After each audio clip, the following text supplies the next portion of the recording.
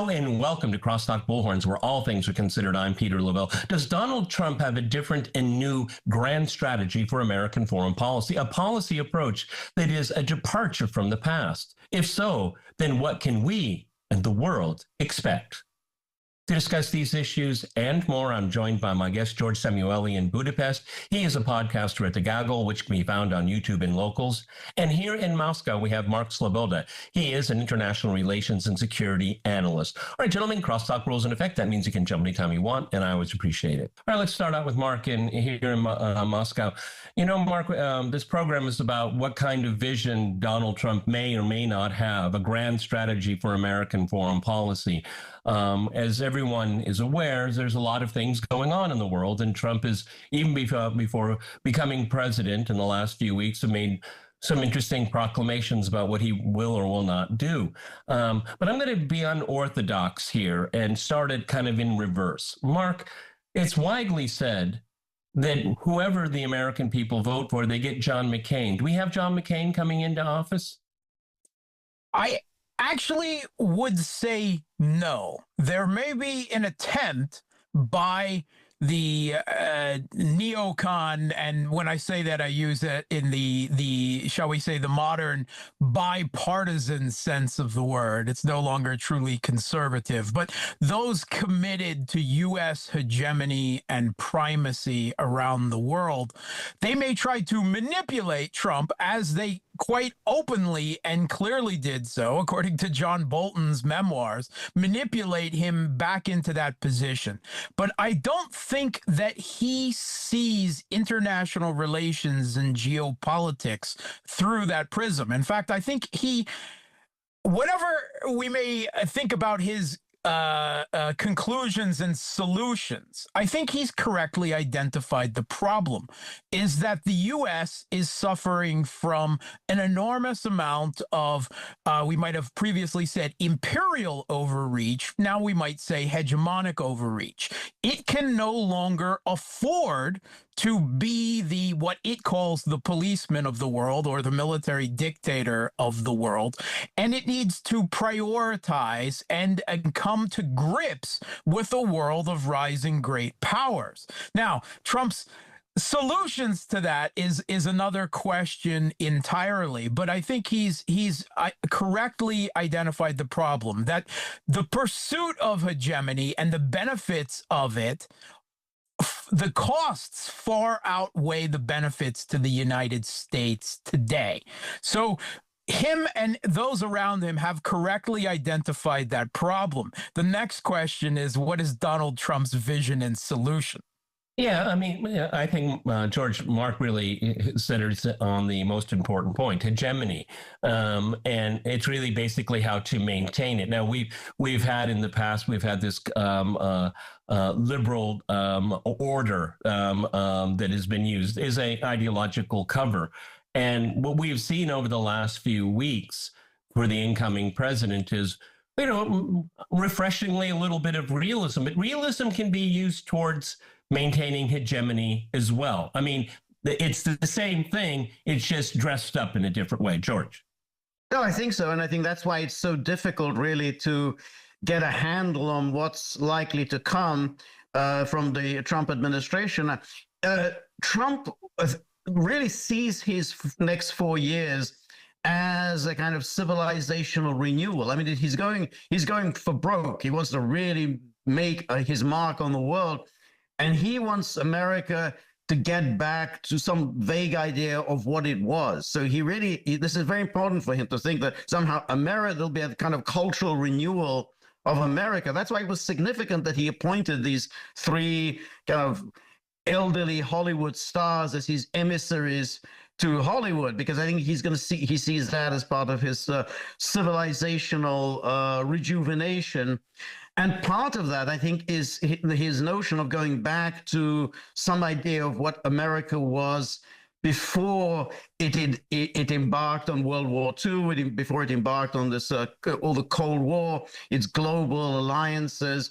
And that's why I think he's looking warily at particularly the post-Cold War era of really this globalism, entangling alliances, creating this this liberal world order, rules-based order, policing the world, and essentially getting entangled with in every single country's internal affairs. So it's this, whatever happens anywhere is somehow a crisis for the United States. He wants to get away from that and just simply focus on what is important for the United States. The problem is that it's easier said than done, and other presidents have also thought about that. And going all the way back to Richard Nixon, and thought, yeah, well, we have to just focus on what's important for us. You can't just simply dissipate our energy on pointless conflict. So I think it's going to be a challenge. And I think, as Mark points out, he's surrounded himself with many would-be neocons, interventionists, McCainiacs, who are determined to continue as before.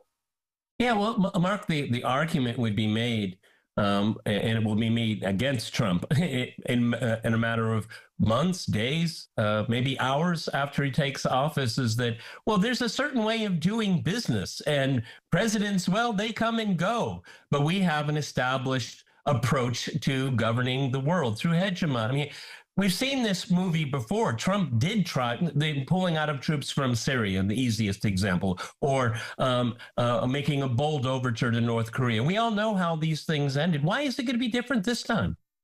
Okay, so first of all, let's address a interesting point that George brought up about Trump's diplomatic, shall we say, sensibilities, sending Mel Gibson to be the diplomat to the rest of Hollywood. That either indicates that Trump's diplomatic sensibilities are very poor, or that he's throwing Hollywood the collective big middle finger, which I think is probably closer.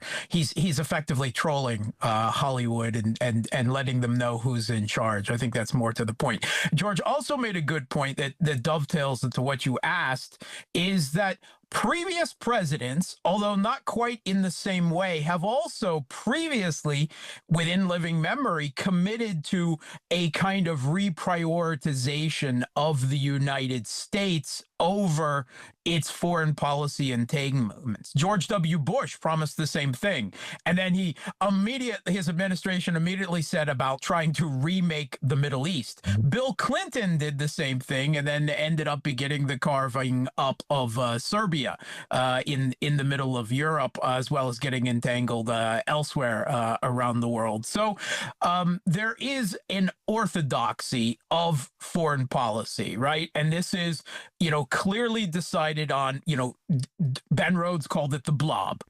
You can call it the deep state. You can call it the permanent bureaucracy. But these are the real people that decide U.S. foreign and military policy. And they are not elected and they don't go away, certainly not very easily. Victoria Nuland is no longer part of the administration, but she is almost certainly a key constituent part of the blob. And her husband, Kagan, just reminded us of that with an article decrying Trump's position on Ukraine going forward. So I think that actually this is probably going to consume a great deal of the Trump presidency of the next few years as he tries to buck that foreign policy orthodoxy, that deep state. They are going to resist. They are going to try to manipulate him. And if manipulation fails, it will become outright warfare.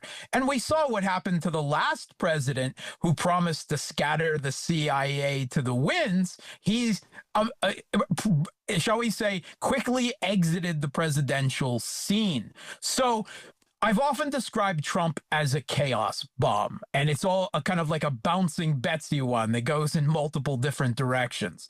And right now, it looks like that chaos bomb is going off, one, on the transatlantic relationship with threats about annexing Greenland and Canada and retaking the Panama Canal, that more an effect on South American relations per se, but also inside the Beltway. And I think that's where Trump's real fight, where his real conflict of his administration may end up, is in D.C. as he attempts to take on the blob.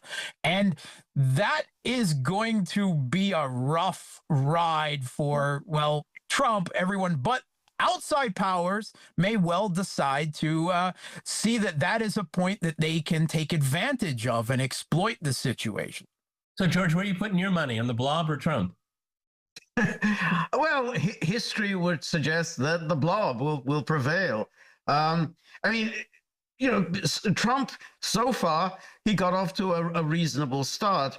He weighed in on the Middle East.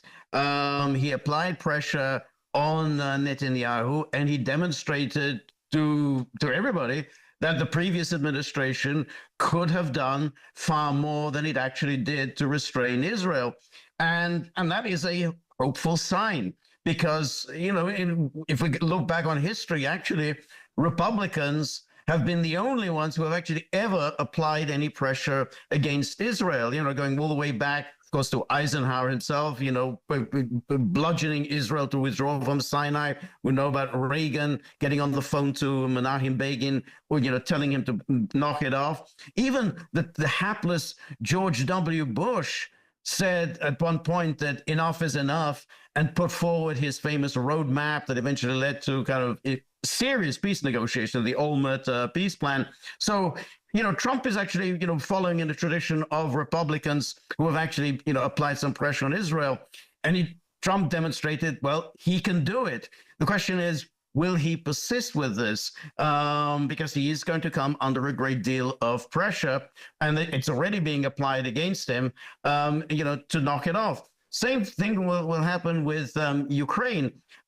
He's clearly outlining some kind of a vision of bringing this thing to an end. Now, there's an awful lot of steps along the way, and there will definitely be an enormous effort, both in Washington, in Brussels, in London, to thwart any attempt on Trump's part to bring this the war in Ukraine to an end. Well, I want to talk about Ukraine in the second half of the program, but Mark, it is possible that peace feelers, a plan will be put out, but it's all a smokescreen, because I know they can't end it, and they're going just to double down. That's those of you that say, the last legs, it's almost over, you're all wrong. And my guests here are going to make that point when we come back from our break. Gentlemen, I'm going to jump in here. We're going to go to a short break. And after that short break, we'll continue our discussion on Trump's foreign policy. Stay with RT.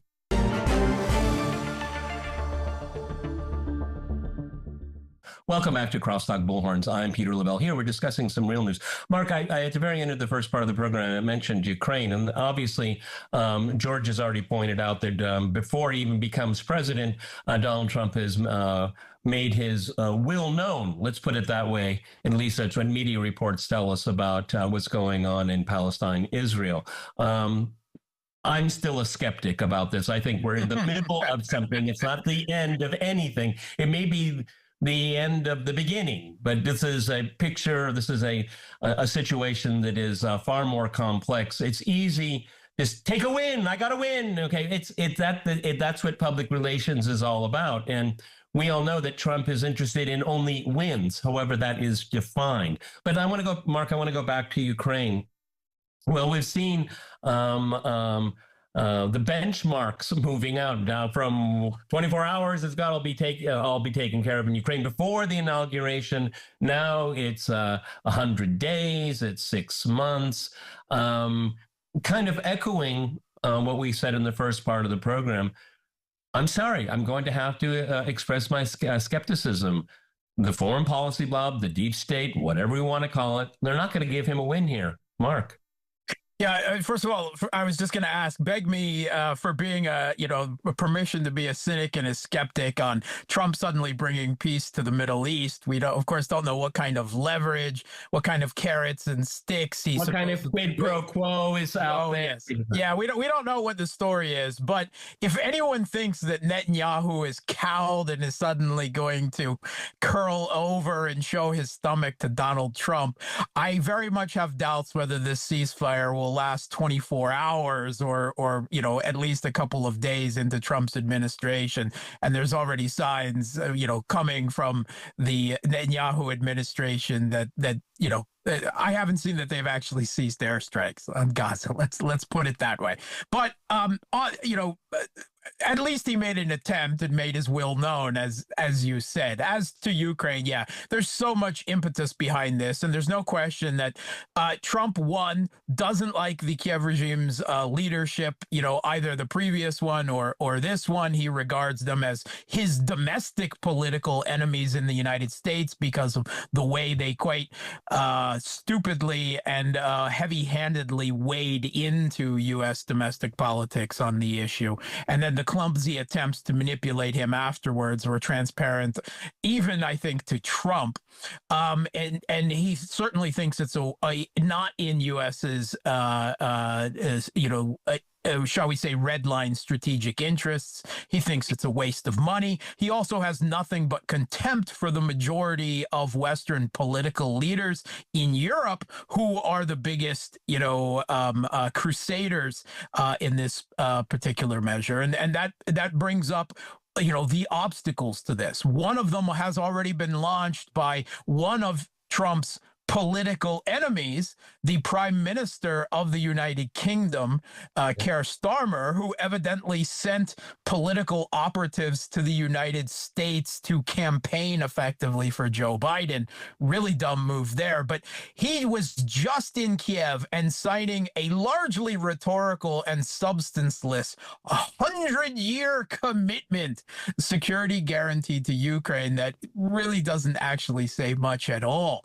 He's attempting to, one, continue the Western process of, lifting his leg and urinating on Kiev as Western geopolitical territory. But it's also a direct shot at the Trump administration. You think you're going to pull out of this? I don't think so. So this is definitely intended as an obstacle. Of course, a signal to Russia, but also a signal to the Trump administration. And these Western political leaders, they are committed to this conflict, and they are very upset. They were upset during the first Trump administration. They expressed joy at the return of the hegemon to form under Joe Biden, and they are furious at being put in the same position again. They believe in U.S.-led Western global hegemony more than the U.S. president does, and they're going to try to rope him back into the Ukraine conflict, whatever he may think about it or not. Mark brings up such an excellent point. When it comes to Ukraine, Trump is going to be battling America's alliance partners and the Beltway. And where the negotiations coming with the Russians, that's way down there. Right? I mean, it's actually low priority because he has to get through this entangling alliance system that is, and we've all talked about how that is so counterproductive to the national interests of all members of this alliance, not just the United States. And Trump is going to have to battle a bipartisan commitment in Congress, and let alone the intransience that he's going to have in the Defense Department, the State Department, etc. I mean, this battle is far more complex than mainstream left or right media is presenting it. George. No, I think it's going to be extremely difficult. And then you have to then ask, well, how far is Trump prepared to confront the bureaucracy and to confront his NATO allies? Now, you've got these NATO people, Macron and the rest of them, who are eager to send in European forces into Ukraine. Now, this is all, of course, nonsensical because Trump himself knows that, well, if you're going to send in European forces, that's just a mechanism for drawing us in. Because if you get shot at, then you're going to come begging to us and say, oh, help us out, help us out. And in any case, even the whole idea of deploying European forces, it requires American logistics, American airlift. I mean, they're not going to be able to do it themselves. So Trump knows that this is a really poison chalice that the Europeans are offering. Oh, well, you don't have to do it. We'll do it. So what I think is likely to happen, I think Trump, and and Marco Rubio suggested this, and others have suggested he's going to offer some version of Minsk III. Let's freeze the conflict, and we'll put off NATO membership and talk about NATO membership into the indefinite future, and then maybe we can talk about some kind of partial sanctions relief, just to sweeten the pot a little bit. I don't think it's going to work. I mean, I think this is, I don't think there's anything here for the Russians. I don't think there's anything, even Ukraine doesn't see this as in any way beneficial. The Europeans are going to resist. And then I think after a few months, I think this will drag on for a few months. I think Trump will have to then decide, well, what do I do now? And I think that's the moment that the pressure will arise and say, well, you need to escalate. You really need to show Putin who's the boss. You really need to show that somehow, because that's the only way you can get Putin to the negotiating table. You're not going to get him there by offering him sanctions relief and sweetening the pot. You've got to really get tough with him. And I have to believe Trump will go down that path. Unfortunately, I have to agree. But Mark, given what George just said, which is absolutely spot on in my opinion here, yep. The next few months is going to be a discussion and a dialogue, a monologue among Western stakeholders in all of this. We haven't even mentioned, we know what the Russian position is. It's been made clear over and over and over again.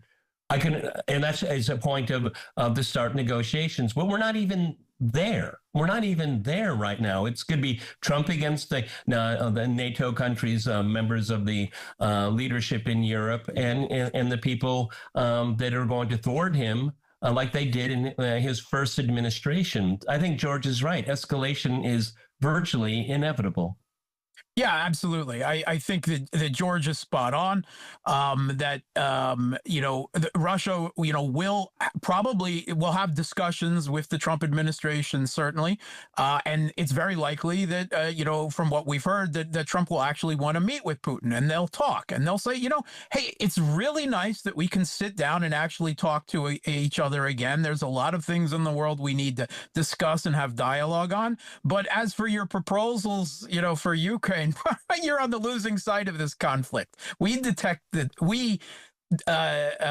direct the terms, not you. Right. And if you're not willing to agree to our terms, which we've made clear, you can continue to talk amongst yourselves all you want. But meanwhile, we're going to continue, creating facts on the ground, on the battlefield, which we're doing increasingly. And so the cries will be in Washington to escalate, to de-escalate, to show strength. Right. And that's how they will try to manipulate and rope him into it. Both the European leaders within the neocons in his own administration, of which there is a plethora, and the rest of the blob and the Beltway. And that will be the crux moment. How does Trucks respond? There'll be two of them. One, when Putin says, "Niet, thanks, but no thanks." And the second one will come further down the road, probably maybe considerably further down the road, but in a year or two, when Russian troops are crossing the Dnieper and moving on Kiev, right? And both will be huge crux moments.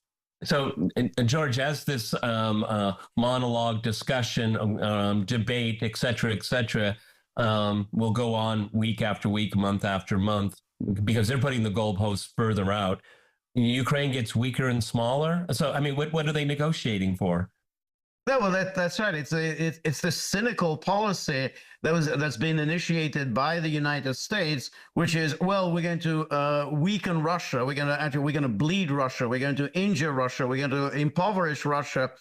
But by doing so, you're doing it at the expense of Ukraine. And the American policy, NATO policy, well, so what? I mean, the Ukraine is expendable. The problem with this escalate to de-escalate policy is that it's never ending. That's it. Once you go down that path, that means the war goes on forever, because, of course, the moment, it seems as if, hey, well, maybe we can now sit down and negotiate. We're in a stronger position. So, well, no, because that was because we got tough with Russia. That's why we're in a stronger position. That means we need to escalate even more, and then we'll be in an even better position. So that's it. That's the road for endless war. And this has been the policy of the Biden administration, and you have to believe that Trump will continue with this. The kind of boldness of vision that you would need really to take this thing by the scruff of the neck and just bring it to an end. I don't see this in Trump. There's nothing in the past that would suggest that he would expend that kind of energy and to withstand the attacks that would come against him, including impeachment, possible assassination, everything. I just don't see Trump doing this. He'll make the effort, but I don't see that he will persist with this. All the more so is that he has other things he wants to do. Exactly. Mark, I give you the last minute. Go ahead. Yeah, so that brings us what he wants to do, his grand strategy vision. And it may actually not be much better for Americans or the rest of the world than hegemony primacy. Taking a look at what he said about Greenland and Canada and Panama, what he's talking about is most likely, it appears, old school imperialism, right? Maybe with a realist element of great powers and spheres of influence. But, you don't call it the Monroe Doctrine. We can call it the Donroe Doctrine, right?